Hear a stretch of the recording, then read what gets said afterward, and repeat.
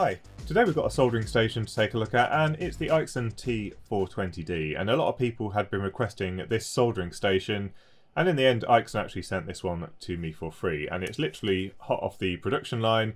This one was manufactured on the 16th of August 2022, so only about 2.5 weeks ago, and most of that time has actually just been in shipping. So this one's straight off the production line.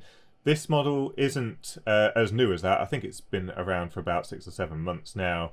And when I reviewed the T3A and the T3B, those were extremely keenly priced. In fact, I think when I first bought the T3A, I paid only about £110 for it delivered. Obviously, the prices have increased now with component shortages and overall costs just going up. This one is a little bit more expensive, but it's a dual soldering station, so you can simultaneously use 2 handpieces, and there's a few different configurations of handpieces that you can actually have with this station. So here it is on AliExpress. Now, Aixun don't have an AliExpress store at the moment, but I'm told that they are setting one up. However, this is the link for the DIY phone fix store, and I've ordered several items from them and had really good service, so I would recommend using them in the absence of a direct sell from Aixun. Now, you can see here it's coming in at around £300 plus VAT delivered, so it is quite an expensive item. And when you start looking at those kind of prices, it is quite tempting to think about just going for the genuine JBC. And you can see here the compact station with the T245 handpiece is £295 plus VAT, so about 350 quid. So there is the temptation there that maybe at this price point, just the genuine JBC is worth going for. However, if the 2 tools is completely essential because this only has 1 handpiece, then you do have to go along the route of the premium line control unit, which means that you buy the control unit for 441 plus VAT, then you have to buy the handpieces, then you have to buy the stands, and in the end you end up spending about £1,000. So that's what we're comparing it to, really. This one is more comparable to the T3A and T3B. So you can get various configurations. This unit is compatible with the T245 handpiece, the T210, and also the T115 handpieces. So you can use it with all 3 styles of JBC handpiece, and essentially there are a few different listings available, but the first one is with the T210 and the T245 handpieces. Then we've got one with the tiny T115 and T210, and then one with 2 lots of T210 handpieces. And that kind of setup might be quite useful if you're only doing small soldering but you want a different soldering tip in each iron. So I'll put links for this item in the description down below. But also what you can do, which is what I've done, is you can also get the T115 handpiece completely separate. You can buy that directly. I've got the T245 and the T210 here, and let's take a closer look at some of the details. So first of all, we'll look at the control unit, and this is really quite a heavy beast. It weighs over 4 kilograms, about 8.8 pounds for the Americans, so extremely heavy. They've done away with the switch mode power supply that we saw in the T3A and T3B and put a real transformer inside this unit. Now, I'm not sure if that's a wise decision. We'll have a look inside later, but the switch mode power supplies are actually fine, and this is actually, because it's so heavy, it's actually quite difficult to maneuver. I've got a little bit of a bad back at the moment. I'm finding it hard to hold this up just slightly off the bench. Now, unlike the T3A and T3B, which have a metal chassis, this is all made from plastic, and despite its heavyweight feel, the plastic does let it down just a little bit. The top part is super shiny and attracts fingerprints. Generally speaking, it kind of looks okay. Unfortunately, the label's a bit wonky on my model, but it doesn't quite have the same premium feel that T3A and T3B had, but it's certainly not bad at all. On the front, we've got a TFT. Then we've got some buttons here, CH1, 2 and 3, channel 1, 2 and 3 I guess, but that's, I think, is for presets rather than channels. We've got an up, down, left, right, as well as a accept button in the middle. On the side, we have a couple of mouldings here, which are actually to attach the handpiece cradles to the side of it, should you want them attached to it. You don't have to, but it's there. And we've got the label on the side here. So the one that I've got here is a 220 volt model, and it's rated for 200 watts in total into the two handpieces. So whichever combination you use, you can use up to 200 watts. And I think the only time that you might do that is if you had it connected up with two T245 handpieces and some very large tips. That's when you might peak at 200 watts, but I think most of the time we're going to see much less than that. It does have a CE mark, but not a UK CA mark, double insulated, and for indoor use only. On the back here, once it focuses, we've got a IEC connector, fuse, and then the power switch, and that might annoy people. Some people don't like giving their soldering station a classic reach around. So it would have been nice to have that on the front there, but I can see why they've done it. They've used one of these all-in-one connectors, switch and fuse units, and it also keeps the mains away from the front panel. Then we've got an ESD connector and the two outlets that go to the handpiece cradles, and then the soldering irons connect to those directly. Nothing to speak of on the other side. There is also a USB-C connector. I think that's for firmware updates, so that's one of the first things we'll try and do when we power it up. And then on the bottom, we've just got some rubber feet. So that's all there is to the control unit. So the next thing to do is have a quick look inside. So on the bottom of the unit there are 4 adhesive feet, and under each of those is a screw. There's also 2 clips that you need a pry bar or something just to get underneath to unclip it. And that's kind of like a vanity panel for the bottom of the unit. So you remove that, and then if you look down, you can just about see there's 4 hex screws here, 1 down each slot, which is then used to separate the unit. There's a split line halfway down, and then we can get inside it a little bit further. And then with those screws removed, we can then reveal the insides of the unit. So the top comes off quite easily there. We've got the control PCB, the back panel assembly here, and then we have the toroidal transformer, and there's also a little PCB at the front here just for those push button switches. Right, so I've just snipped off a couple of cable ties and also removed this clamp that was held in with more hex screws. So everything here, the assembly is really nice, and we've got a rubber vibration damper on the top of the transformer. And then let's take a look at the transformer itself, and this is the majority of the weight of the unit. This is really heavy.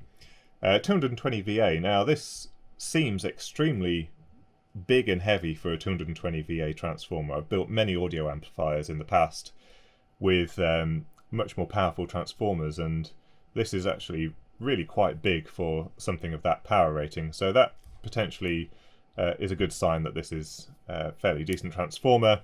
Single primary winding on this one, just a 220 volt winding here, and then 2 lots of secondary windings here for the soldering irons. So 1 channel here, 0, 8.5 and 23.5, and another duplicate here.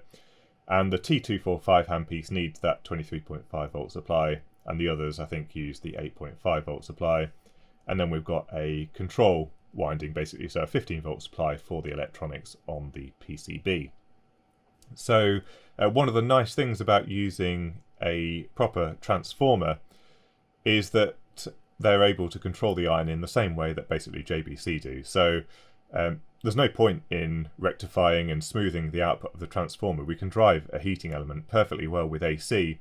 So we've just eliminated a whole bunch of large electrolytic capacitors that we would need on the power supply. We're able to drive it direct from AC and just cut the waveform up accordingly so that we can control the power into the heating element.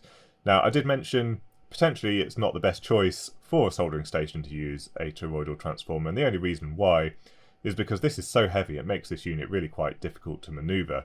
And for something like soldering, we're not too bothered about the quality of the AC or DC supply going into the heating element. We just need it to be able to control it properly. So a switch mode power supply would work absolutely fine. It's just that potentially we've got concerns over how long that power supply will last. When we're dealing with higher powers like 200 watts, we need those capacitors in the switch mode power supply to cope with the high ripple currents, and then we do have a reduced lifetime. Whereas with something like this, technically this should be able to run forever, apart from the electrolytic capacitors that are just needed to smooth the waveforms for the control board. But this one appears to be potted as well in the middle, so they're really doing everything they can to stop this one from vibrating too much. Now there is a PCB at the back here, but it doesn't have anything on it. It's just a transition from the connectors at the back of the unit onto some flexi cable that goes off to the main PCB. So here is a close-up of the control PCB, and I've disconnected the connections from the transformer, and the whole thing is looking pretty good actually. So we've got each of the 2 channels here, and this is the connection from the transformer. So the 0, I think it was 8.5 and 23.5. First thing it goes into is a relay, so that presumably is switching between the 8.5 or the 23.5 volt windings. So that is, once we've detected which soldering iron is connected, we can choose the appropriate voltage. We've got a couple of MOSFETs here which allow us to actually control the AC waveform, so that chops up one side of the AC waveform. We've got an ACS 712 Hall effect type current sensor, and that allows us to measure the current on an AC signal and feed it back into the microcontroller. Then there's a bit of signal conditioning here, so there's a couple of op amps, one on each channel, for the current sensor IC, along with some gate drive electronics. We've got a transistor array up here, and then I did mention about the supply voltage for the control electronics. Now they've gone with a DC to DC converter. It's actually a TI branded part, so this is potentially the only thing that's likely to fail. This capacitor here, which is a Chinese branded VT, is one of the Chinese ones, so potentially it could be worth swapping this out for a decent Panasonic surface mount capacitor here as well. That's probably the only thing that's likely to fail over time, unless you actually do some damage to the unit. But this is a step down supply down to 5 volts. These relays are 5 volts, and a lot of the electronics, including the current sensor, are 5 volts here. We've got the little inductor here for the DC to DC converter, and then I think there's a linear regulator just at the front here to supply the GD32F303 ARM M4 processor, and that basically is doing all the controlling the little TFT at the front here, which is sandwiched in this piece of plastic here. We've got the flexi cable that goes off to the front panel switches at the front, and that's about it really. So there's not really too much in terms of electronics on here. We've obviously got our buzzer, which we all love, but it's a power supply section, the microcontroller, analog signal conditioning, as well as the gate drive, and then we've got a transistor array for switching the relays on and off, and that's about it really. Interestingly, there's a couple of footprints that aren't populated. We've got one over here as well. Possibly what they have done, and hopefully that would be nice if they had done, is basically they've put a few different types of footprints down should certain components become available, so they've got different options. And that is the challenge of electronics these days, is that the parts availability means that you can't just pick your one item and it's going to be fine. You do need a little bit of options on your PCB to support different parts, and it looks like that's probably what they've done. They've called it U20A, which says to me that is a optional part instead of something else that's on there. So that's the control PCB. I will take a high-res photo, and I'll put a link to that in the description as well, should you wish to take a closer look at the PCB.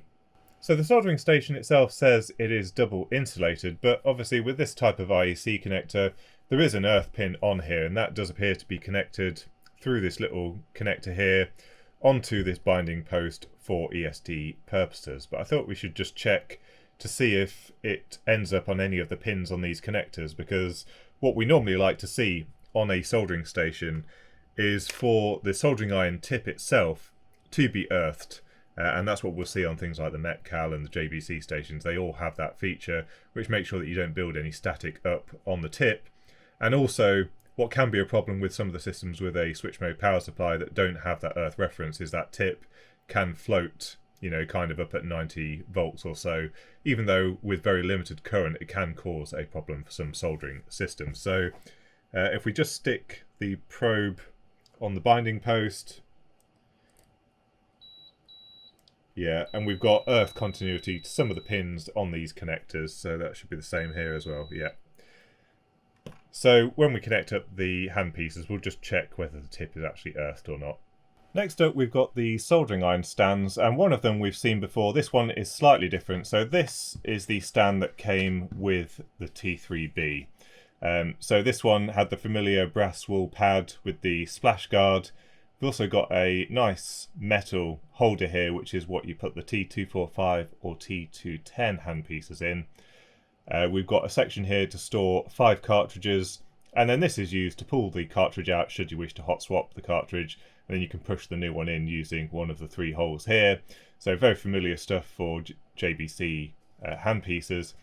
But we did question what this was for in the T3B review, and this is a little stand for the T115 handpiece. So if I zoom out a little bit like the JBC station, it has this thing that screws into the side, and then when you're using the 115 handpiece, obviously this plugs in at the back. You clip the wire into this little holder at the top, and the idea is that when you're soldering, it keeps the wire from draping over the desk. And then rather than sit it in this cradle here, you actually hang this from the little hanger here, and the metal part here contacts here, so it still goes into sleep, but it's designed just to hang there like this rather than sit into the cradle. So you get one of these hangers for each of the handpiece cradles, so you can use 2 T115 handpieces should you want to at the same time.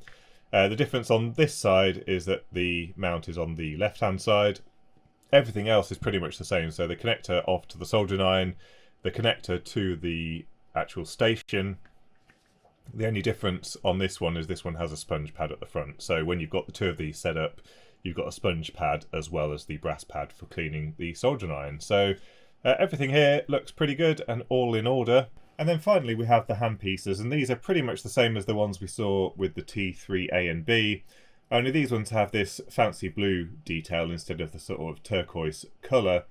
They did come with these foam sleeves, which can help reduce the amount of heat transmitted from the cartridge to your fingers, because it does have this metal collar here and it gets quite warm. That's the same with the genuine JBC, and after 10 or 15 minutes of soldering, your fingers are starting to get pretty hot on here. So JBC started supplying these foam sleeves.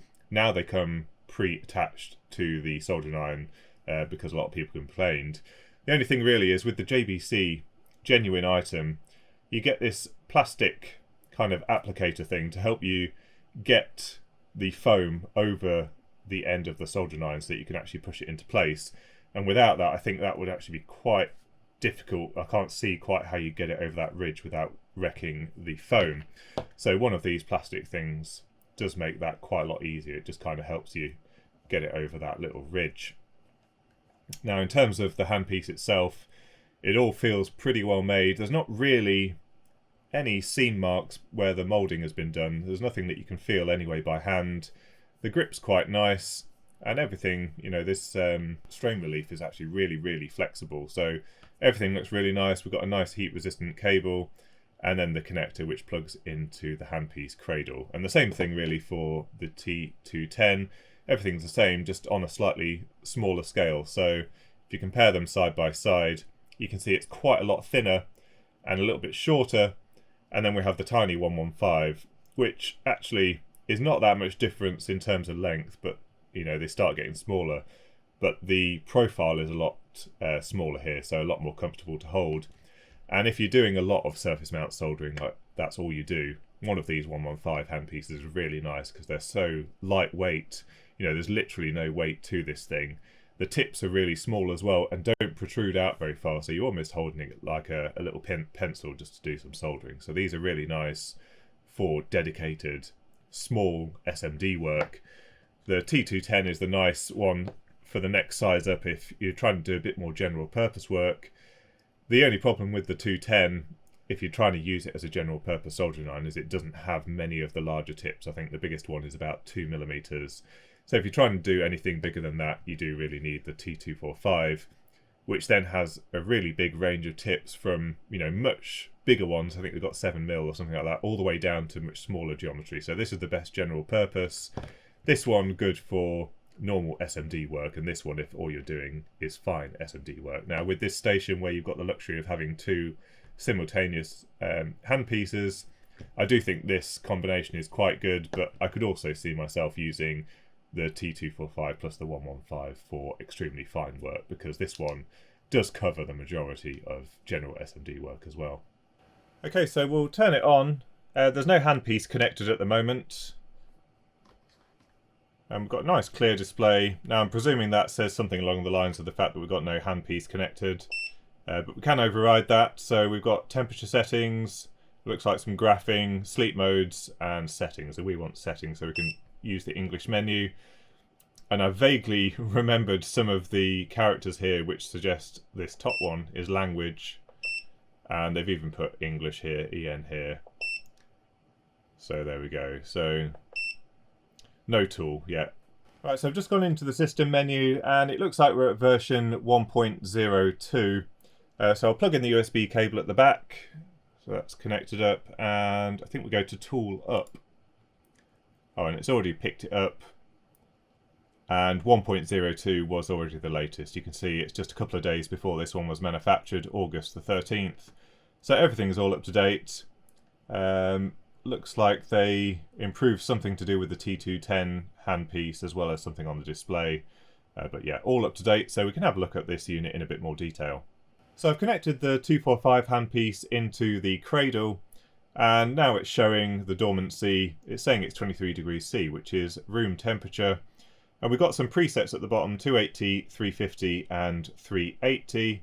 And that corresponds with each of the buttons underneath. And also at the top here we've got Aixun, we've got AC24, which I think is basically saying the 245 handpiece uses the 24 volt AC winding. We've got the version number 1.02 as well as the room temperature 24C. Now if we remove the handpiece, it goes into heating, but for some reason we're not noticing any change in the temperature here. So I don't know if we've got a dud tip. This is one of the tips that came with the handpiece. So I might just swap that over for one of the others because we did get a few cartridges that came with the unit. So I've swapped the tip out and now we get a temperature of 90 degrees C, which is the sleep temperature. So that appears to be working properly now. So green I think means that it's in sleep mode, and when we remove the handpiece from the cradle, it goes bang. In red to say it's heating. It did actually overshoot by quite a bit, but we saw it heat up to 350 extremely quickly. If we change to slightly warmer, 380, again straight up to 380. Cooling down is quite a lot slower with the 245 handpiece. With the smaller ones it's quicker, but I'll put it back in the cradle and you can see that goes to green to say it's going in sleep mode and cooling off.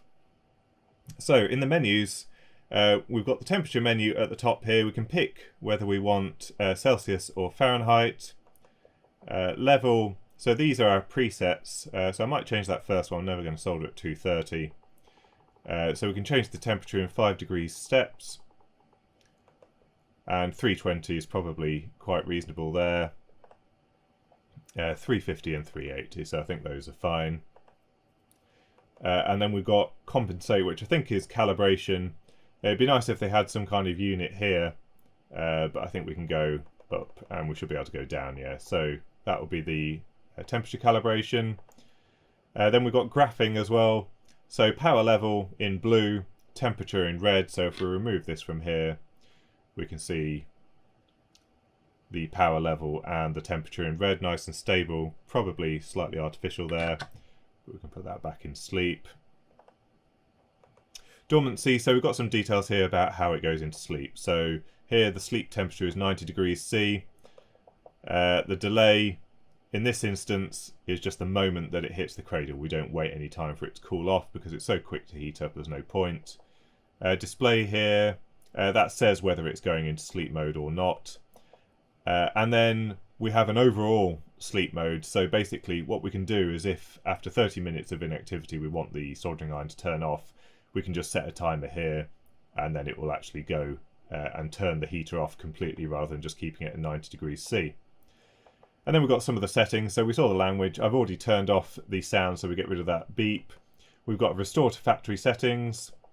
We've got the time, so the amount of time it's been booted up for and the overall working time. So obviously you can see it. This has been on for about 3 minutes now. And the soldering iron itself has been out the cradle for 31 seconds. So if I remove it, presumably this should go up. And then when I put it back in the cradle, it stops. So that's the amount of time that the soldering iron has been active for. And we've got some system info. So the version, service, so they've got contact details, and it says here it was produced in June rather than the August that was on the card. So with the two handpieces connected, the display splits in two. So we've got the one on the left here for the T245 and the other one for the 210. And you can use these completely independently. So that could be two independent operators just using the same base station. Or you could be using it for a bit of desoldering where you need a soldering iron in each hand. Or you might just be swapping between the two soldering irons depending on what it is that you're soldering. But as you can see, you can just put these back as you need and use them completely independently. When it comes to changing the temperature, you need to press left or right to select a side. So here we're adjusting the right hand side. You can see we've got a red box around it. Although that red box does seem to disappear sometimes, you can still changing the temperature, but the red box has gone. And press left and we're adjusting this side now. So you can see 250.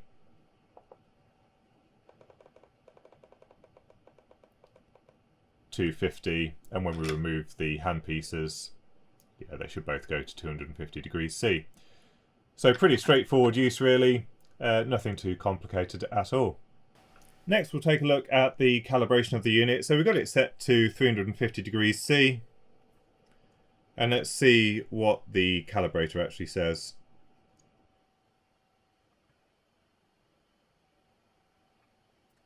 And you can't really ask for better than that. Bang on 350, that's quite impressive. Try 380.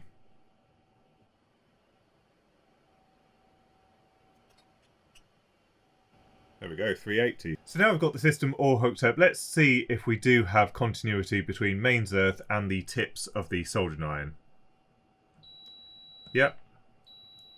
And yes, so that's ideal. That means we haven't got any floating tips that can either accumulate charge or can actually be energized with some other voltage as a result of the power supply in the soldering station.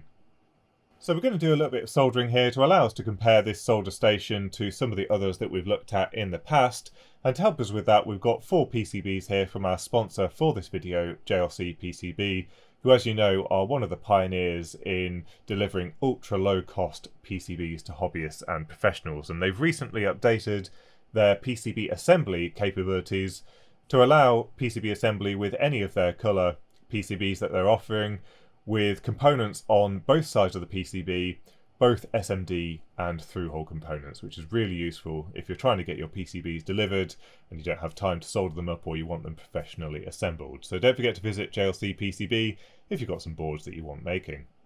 So we'll start off with the T245 handpiece, just on some basic through-hole soldering.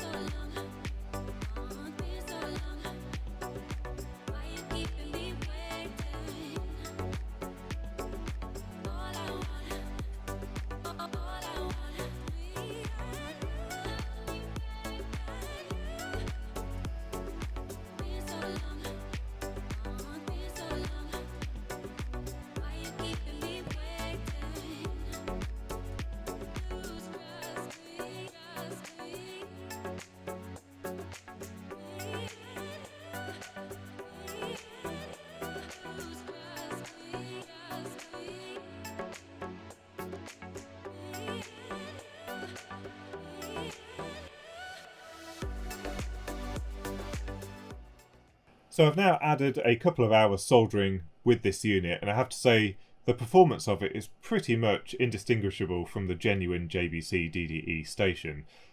Basically, it just solders whatever you need it to solder, and the combination of the two handpieces does mean that you can solder anything from some really quite big through-hole soldering down to very fine surface mount soldering. Now, we did see the limitation of the 210 handpiece with that little soldering iron tip. It does struggle with some of the through-hole soldering, although you can do it. But in terms of the Aixun, I think the price point is actually quite good. I was initially a little bit put off because I thought it might not be worthwhile, but the build quality, we've got that big toroidal transformer that is driving the heating elements as intended. We've got the current control as well, so that we can detect if something is wrong, which is something that was missing from the T3A and T3B. We didn't have any current monitoring, so if the MOSFET decided to stick on or something, there was no way to indicate that there was a problem. So it looks like they're doing all the right stuff. So I'll put a link in the description to this item on AliExpress if you want to take a look at it. Certainly it gets my recommendation, both from the performance and from the build quality point of view. So it's a big thumbs up from me. Don't forget to visit JLCPCB if you're thinking about getting some boards made that you want to solder with this station. Leave any thoughts and comments in the comments section down below. And until next time, thanks for watching.